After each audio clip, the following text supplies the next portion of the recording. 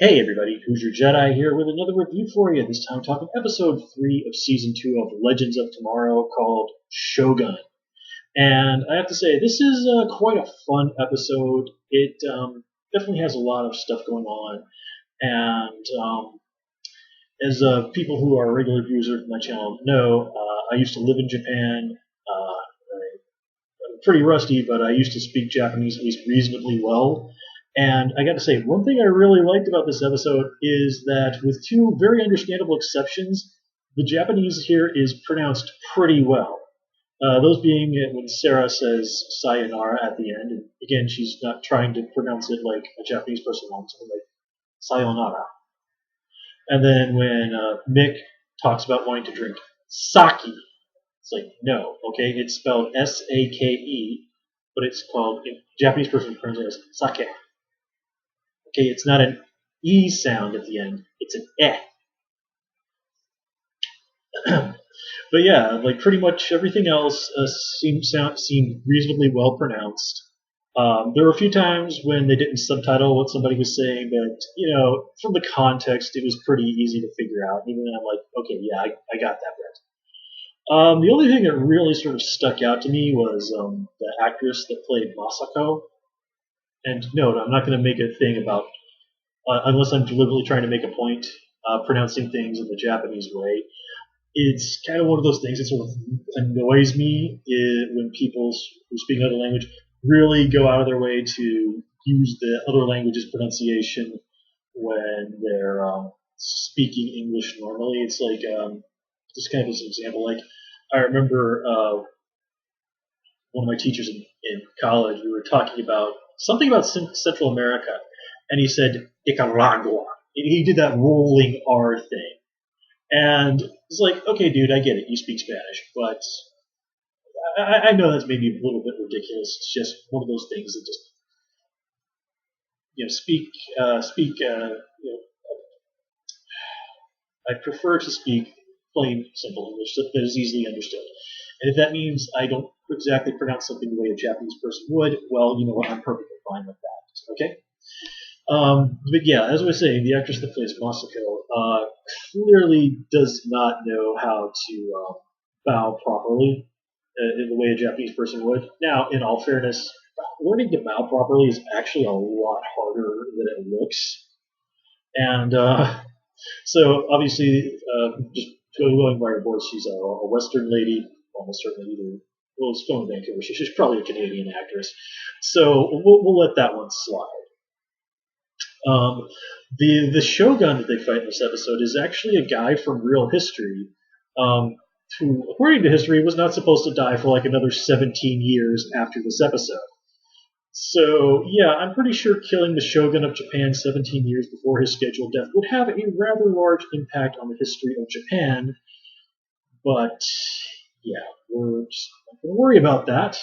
Even more interesting is that in real life, this guy was not known for marrying women and murdering them. If Wikipedia is to be believed, he was in fact better known for preferring to sleep with men.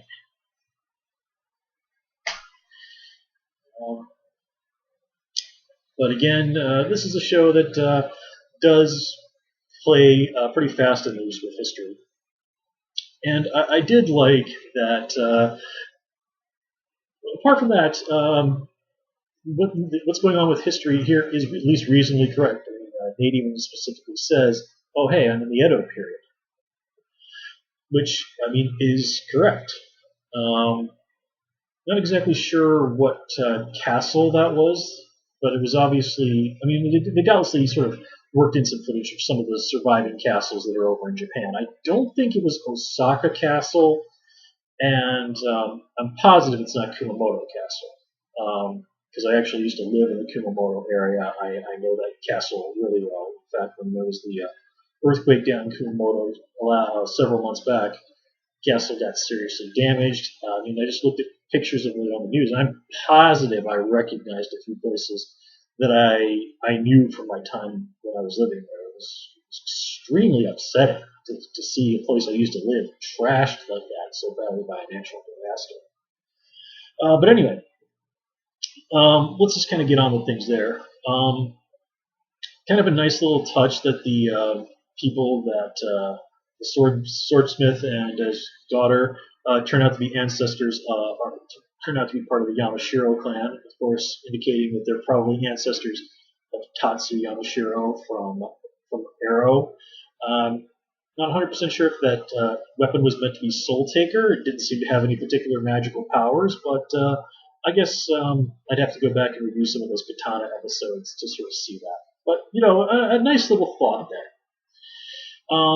Obviously, this episode borrows very heavily from old Japanese samurai movies, particularly, of course, the Akira Kurosawa stuff. They even sort of work in a reference to Yoda, Star Wars, of course. George Lucas, big Kurosawa fan, cribbed more than a few bits from Kurosawa. A lot of the Jedi philosophy is cribbed from Buddhism.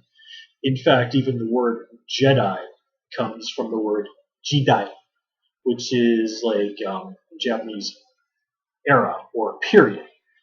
If I remember correctly, samurai movies are often called like Jidaigeki, which is like period movie. Let's see. And let's see what else.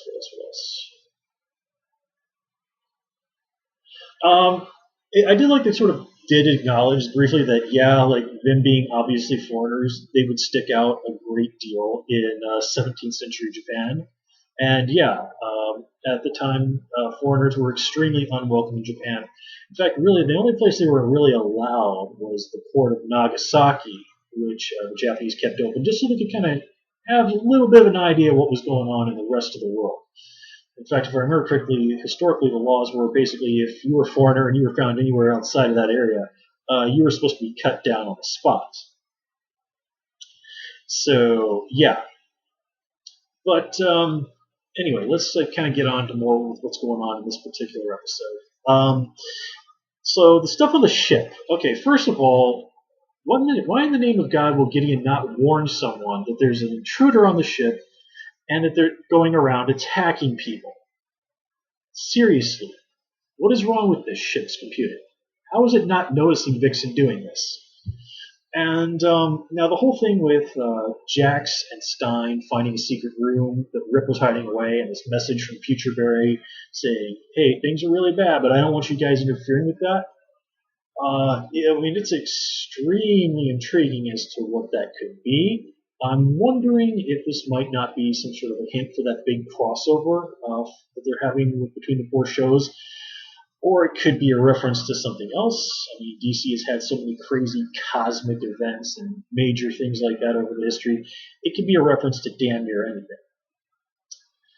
And of course, they decide for whatever reason not to tell the others. Now, I really did like Vixen joining the cast. She's a very nice fit.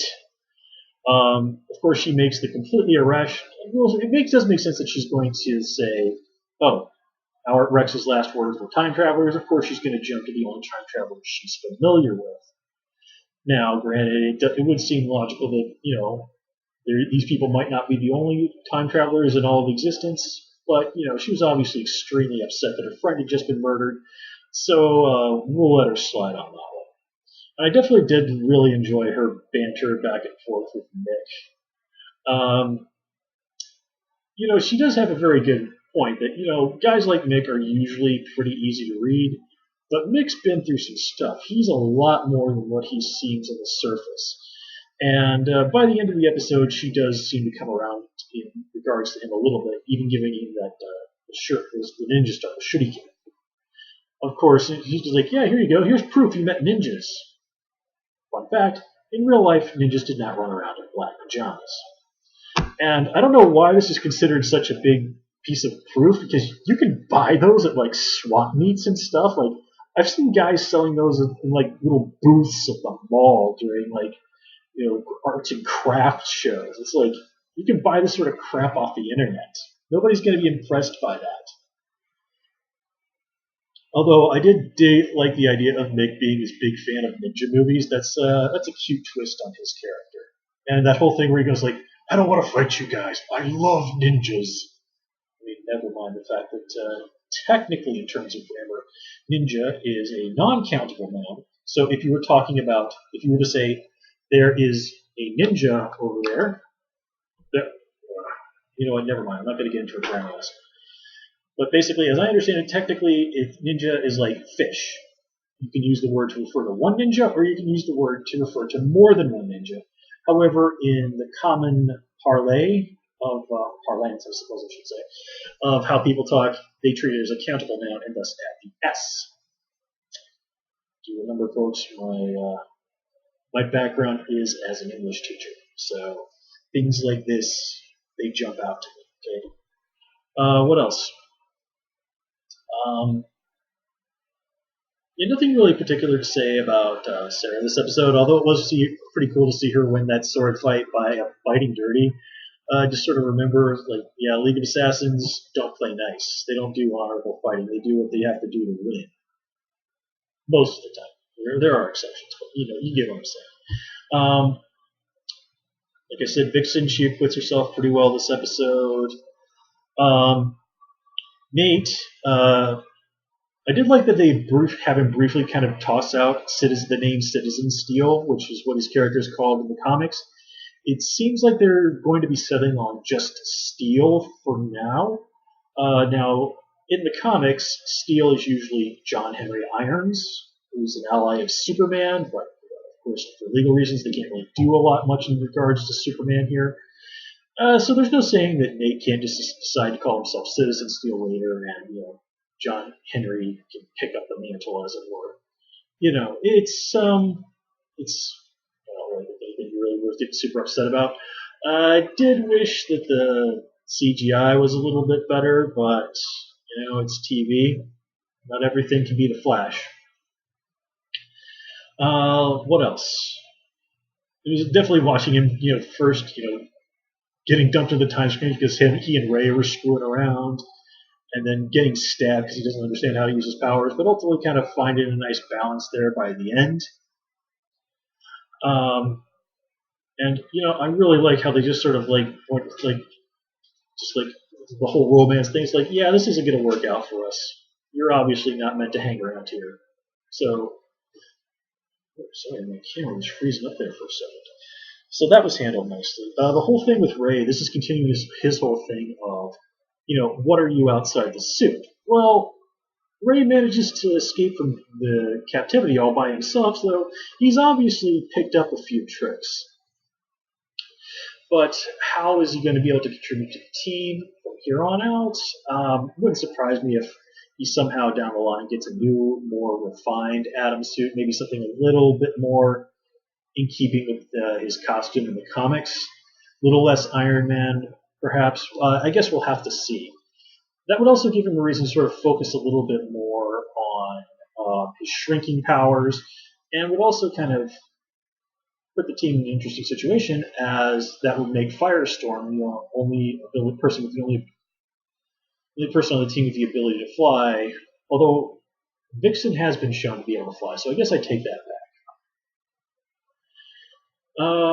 Let's see. What else? Well, honestly, I think that kind of covers everything that I had to say. Other than it occurs to me, this reminds me a little bit of one of the Elseworlds stories that I read years back. And these are just sort of like alternate universe things that they would do from time to time. It was basically a story about what happens if Superman's rocket lands in feudal Japan. He gets found by this fisherman and is sort of raised as this guy's son. And then Japan comes under attack from this guy calling himself the Shogun of Steel. So like this feudal Japanese version of the Justice League gets formed. There's like their version of like Hawkman and Green Arrow and the Flash, and Batman is this sexy ninja lady who becomes Superman's lover. I mean, and then you find, well, I don't want to spoil for you who the Shogun of Steel turns out to be, because I will say the story, that was actually, I thought, a really, really good twist. But I can't remember what that story is called. It might be just called Superman Shogun of Steel. I'm not 100% sure, but it's worth hunting up if you like alternate reality stories. With that said, I'm going to call it here, guys. As always, please comment, rate, subscribe, and of course, you can follow me on Twitter at Hoosier Jedi. And also, please join me on Tumblr at Jedi Reviewer. Until next time, take care and have a good one.